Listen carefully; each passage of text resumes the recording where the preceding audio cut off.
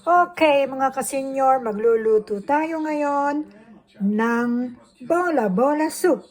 Ito yung mga sangkap. Ayan, bawang, sibuyas, dahon ng sibuyas. Ano to? White pepper, olive oil, tsaka sea salt.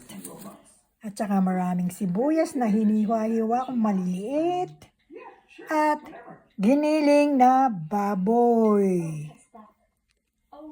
At 4 na itlog.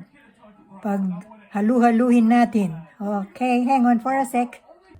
Yan, lagyan natin ng white pepper.